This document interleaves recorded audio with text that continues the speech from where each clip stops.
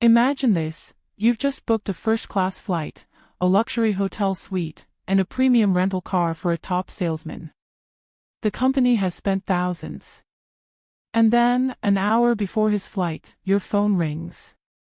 He's not coming. He's got a golf game. Click. That was my sister Brooke's daily reality. Her boss didn't care. The salesman thought they were untouchable. So Brooke, the quiet, patient travel coordinator, decided to fight back. And her weapon of choice? A simple accounting policy that would turn their fat paychecks into a shocking reality check. Have you ever been ignored?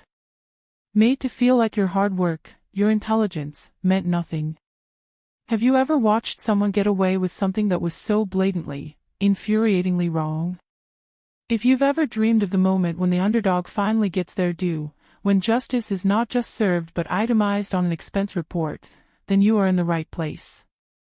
Hit that like button, subscribe, and get ready for a story of corporate revenge so elegant, so satisfying, it's practically a work of art. Our story begins in the mid-1970s, in the heart of Silicon Valley. Not the tech-dominated valley we know today, but a land of innovation nonetheless. This was the home of a legendary recording tape company, the one with the famous tagline, "Is it real, or is it?" It was a place of big ideas and even bigger egos. And into this world stepped my sister, Brooke. Fresh out of college with a shiny new degree in business management, bright-eyed, eager to prove herself. She landed a job as the travel coordinator. Now, that might not sound like much, but her role was the circulatory system of the entire field operation. She was responsible for booking flights, hotels, and rental cars for the sales and tech support teams scattered across the globe, bringing them back to corporate for essential meetings and training. Brooke approached this job with a specific mindset. You see, we're the children of a certified public accountant. We didn't just learn math at the dinner table, we learned the philosophy of money. The respect for a budget. The sin of waste. To us, a wasted dollar wasn't just a number, it was a failure of principle. So, Brooke set up her desk with military precision. Color-coded binders, flawless schedules, a calendar system that would make a NASA engineer proud. She wanted efficiency. She wanted everything to run like a Swiss watch. But very quickly, she heard a sound that would become the soundtrack of her frustration, the sound of a last-minute phone call. It would always start the same way. A smooth, confident voice on the other end. Hey, Brooke, baby. Look, something's come up. It was never an emergency. It was never a sick child. It was, I've just booked a golf game with my most important client this week. You understand, right? The customer comes first. Gotta reschedule. Click. And just like that, hundreds, sometimes thousands of company dollars would evaporate. Non-refundable airline tickets. Hotel reservations with 24-hour cancellation policies. Rental cars sitting empty at the airport. Brooke would have to spend hours on the phone, not booking productive travel, but begging for partial refunds she'd never get. She felt a physical reaction to these calls. A tightness in her chest. A hot flush of anger she'd force down. It was a feeling of profound disrespect. Disrespect for her time, for the company's resources, and for the very concept of a commitment. She wasn't just a scheduler, she was a guardian of the budget, and she was watching it bleed out from 1,000 paper cuts. And the worst part? The sheer audacity of it. These salesmen, with their flashy suits and fat commissions, treated the corporate treasury as their personal slush fund. To them, a mandatory training seminar was a joke. An inconvenience. Why sit in a stuffy classroom when you could be on the green, schmoozing a client on the company's dime? But Brooke is a patient woman. She has the patience of a glacier. Unless, as she puts it, you're being stupid. And this was a doctorate level in stupidity. So, she decided to fight data with data. she created a system. For every scheduled meeting, she made a class roster, just like a schoolteacher. She'd sit at the door of the conference room, a stern but fair educator, and she'd check off names as people arrived. And next to the empty spaces, she'd mark a stark, simple NS for no-show. After the meeting, her real work began. She'd become a forensic accountant of waste. She'd gather all the receipts, the voided ticket stubs, the hotel invoices, the car rental agreements. She'd calculate, to the penny, the total cost of each no-show, $450 for the flight, $150 a night for the hotel, $40 for the car. She'd compile it all into a neat, devastating report. And then, she'd take this dossier of corporate sin to her manager, Mark. Mark was the epitome of the middle manager. His goal wasn't innovation or efficiency, it was the preservation of his own comfortable little fiefdom. Conflict was messy. Rocking the boat was career suicide. Better to just let the sales stars do what they want. They brought in the revenue, after all. What was a few $1,000s in wasted travel compared to a big commission check? Brooke would walk into his office, her report crisp in her hands. She'd lay it on his desk, her voice calm but firm. Mark, the cancellations last month cost us over $5,000. It's a recurring pattern, primarily with the sales team. We need to address this. Mark would give her a patronizing smile. He wouldn't even really look at the numbers. He'd pick up the report, tap it on his desk to straighten the edges, and utter the 5 most infuriating words in the corporate lexicon. I'll look into it, Brooke. Then, with a gesture that was almost a ritual, he would lean over and drop the report directly into his tray. Not on top. He'd bury it. It would land with a soft thud on a teetering pile of identical reports from previous months. A graveyard of good ideas and ignored problems.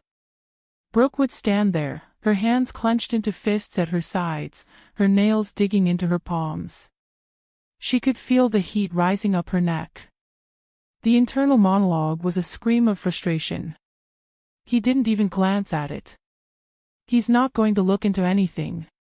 He's protecting them. He's protecting himself. She'd walk out of his office, the door clicking shut behind her, feeling a profound sense of powerlessness. She was right. She had the data. She had the solution. But she was trapped in a system that rewarded complacency and punished initiative. The injustice of it ate away at her. It wasn't just about the money anymore. It was about the principle. It was about being heard. Months passed. The stack of reports in Mark's inbox grew into a monument to managerial negligence. Brooke's frustration was a pot on the verge of boiling over. She started to feel a new emotion, colder and more dangerous than anger, contempt. The turning point came in the most unassuming of places, the company cafeteria. It was a Tuesday. Brooke was pushing a limp salad around her plate, lost in thought, when Angie from corporate accounting sat down across from her. They made small talk, but Angie, sharp and perceptive, could see Brooke was distracted. "Penny for your thoughts?" Angie asked. Brooke sighed. "Just, travel budgets." Angie leaned in, her voice dropping. "Funny you should say that. I've been going over the departmental P&L statements. Your travel department's expenses are through the roof. Percentage-wise, it's an outlier. Any idea what's going on over there?" That was the match. That was all it took. The dam broke. Brooke unloaded. She talked about the last-minute golf games. The stacked-up reports in Mark's office. The tens of thousands of dollars flying out the window with every flippant phone call. She spoke with a passion that surprised even herself. Angie listened, her eyes widening. This wasn't just a departmental issue, this was a hemorrhage. And then Brooke voiced the idea that had been brewing in her mind for months. "I know how to fix it, Angie," she said, her voice steady and low. I know exactly how to stop the bleeding. But I need to talk to someone who actually has the power to care. Someone above Mark. Angie didn't hesitate. A slow, sly smile spread across her face. I know exactly who you need to talk to. 2 days later, Brooke found herself in a part of the building she'd never seen before. The carpets were thicker. The air was quieter. This was the realm of the executives. Angie led her into a plush corner office with a breathtaking view of the valley. Sitting behind a massive oak desk was Victor, the vice president of operations. He was everything Mark was not. He listened intently, his eyes fixed on Brooke, as she laid out the entire case. She didn't just present the problem, she presented her solution with the clarity and precision of the CPA's daughter she was. When she finished, there was a moment of silence. Victor steepled his fingers. He looked from Brooke's determined face to Angie's knowing nod. A slow smile spread across his face. Brooke, he said, his voice a low rumble of approval. This is brilliant. It's simple, it's fair, and it hits them where they'll feel it. Consider it approved. The policy change was announced in a company-wide memorandum the very next day, effective the 1st of the month. The core of Brooke's policy, as it came to be known, was devastatingly simple. Any employee who fails to show up for a scheduled corporate meeting without a valid, pre-approved reason will have the full, non-refundable cost of their travel charged back against their expense account. The memo outlined the rules. 2 weeks' notice for a free reschedule. Medical emergencies required documentation. But a no-show. That came with a price tag. For the next 10 days, there was an eerie calm. Brooke could feel the whispers. The sales team, she heard through the grapevine, had laughed it off. A scare tactic, they said. Corporate nonsense. They'll never actually do it. They were about to learn that Brooke never bluffs. Payday at the company was the 5th and the 20th, expense reports were due on the 5th to be paid on the 20th. The first week of the new policy, Brooke worked with accounting. She provided her meticulous, teacher-like rosters. She provided the invoices. And for every NS on her sheet, a corresponding charge was levied. The 20th of the month arrived. It started with a single, outraged yell from the sales bullpen. Then another. A phone was slammed down. It was a chorus of financial pain echoing through the halls of Silicon Valley. The mighty sales hunters had opened their paychecks to find them, gutted. One guy, who'd blown off a meeting for a client dinner that was really a weekend in Tahoe, saw a chargeback that wiped out his entire expense reimbursement and then some. His paycheck was a fraction of what he expected. They stormed towards Mark's office. But this time, Mark had no power. The memo had come from Victor himself. The policy was ironclad. For the first time, their actions had direct, painful consequences. They weren't stealing from a faceless corporation anymore, they were stealing from their own wallets. Brooke sat at her desk, listening to the symphony of outrage. She didn't smile. She didn't gloat.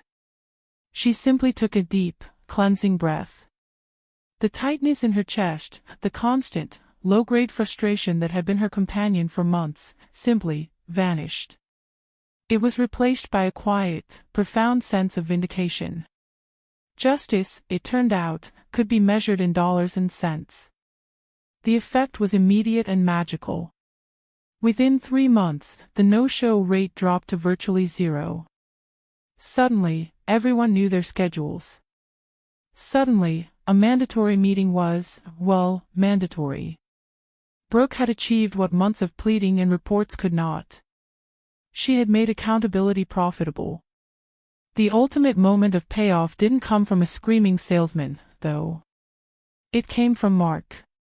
A few weeks after the policy took effect, he called Brooke into his office. He looked diminished. The bluster was gone. Brooke, he began, avoiding her gaze. The team, they're not happy. These chargebacks are severe. Brooke looked at him, her expression neutral. She said nothing. She just waited. He fumbled with a pen on his desk. Is there any way we can soften the policy? Maybe for first-time offenders? Brooke leaned forward slightly, her voice calm but laced with steel. Mark, the policy isn't punitive. It's corrective. It's simply making employees financially responsible for commitments the company makes on their behalf. It's working, isn't it? The travel budget is already down 20%. He had no answer. He just nodded weakly, and she excused herself. Walking out of that office, she felt a surge of triumph so pure it was almost dizzying. She hadn't just fixed a budget problem. She had changed the culture. She had been underestimated, ignored, and patronized. And with nothing more than a brilliant idea and the courage to bypass a useless boss, she had won. My sister's story is a masterclass in intelligent revenge. It wasn't about emotion, it was about ethics. It wasn't about destruction, it was about building a better, fairer system. She proved that the most satisfying payback isn't always loud or dramatic. Sometimes, it's the silent, inexorable force of a simple, brilliant idea, landing on the desk of someone who actually has the power to listen. If this story of corporate justice warmed your soul and made you believe in karma, then do the world a favor and spread the satisfaction. Smash that like button, subscribe to the channel for more tales of the underestimated rising up, and let me know in the comments, what's the most elegant or clever revenge you've ever witnessed? Until next time, remember, play stupid games, win stupid prizes.